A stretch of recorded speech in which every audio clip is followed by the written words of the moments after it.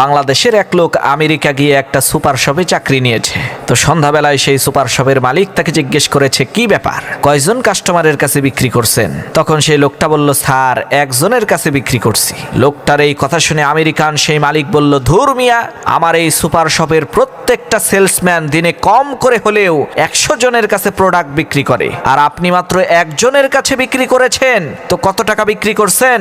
তখন সেই বাঙালি লোকটা বলল, স্যার, 25,03,677 মার্কিন ডলার।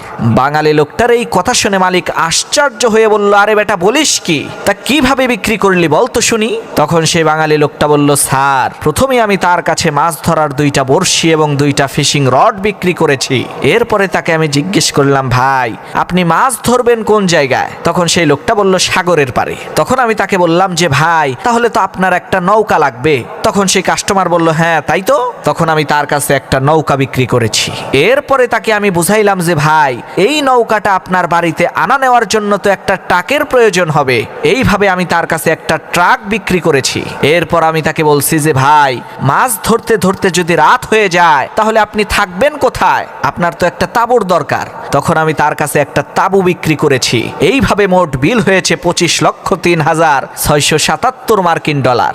বাঙালি লোকটার এই কাহিনী শুনে সুপার শপের মালিক বলল, ভাই, যে কাস্টমারটা সামান্য একটা বড়শি কিনতে আসছে, ওই কাস্টমারের কাছে তুই এত কিছু বিক্রি করলি কিভাবে? তখন সেই লোকটা বলল, স্যার, সে তো বড়শি কিনতে আসে নাই, সে আসছিল মাথা ব্যথার ওষুধ কিনতে। তখন আমি তাকে বুঝিয়ে বললাম যে, ভাই, ঠান্ডা মাথায় বড়শি দিয়ে মাছ ধরলে জনমের মতো আপনার মাথা ব্যথা ভালো হয়ে যাবে। তারপরে এই কাহিনী। তখন সে মালিক বলল, ভাই, তুই সত্যি করে বলতো, বাংলাদেশে তুই কি কাজ করতি? তখন সেই লোকটা বলল, স্যার, আমি বাংলাদেশেও এই একই কাজ করতাম।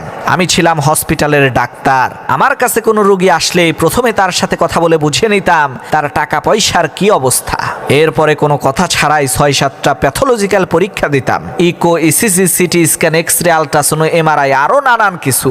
এরপরে বলতাম, অমুক জায়গা থেকে চেক আপ না করালে ভালো ফলাফল আসবে না, কারণ ওইখান থেকে আমি আবার কমিশন খাইতাম। আবার পরীক্ষার রিপোর্ট বের হওয়ার পর কম করে হলেও 14টা ওষুধ লিখে দিতাম। এর মধ্যে 2টা কাজের আর বাকি সব ভিটামিন, ময়দার দলা, আটার দলা হাবিজাবি, কারণ ওই ওষুধ কোম্পানি থেকেও আমি কমিশন খাইতাম। লোকটার এই কথা শুনে মালিক বলল, ভাই, তুই তো আমার ভাই না, তুই আমার বস।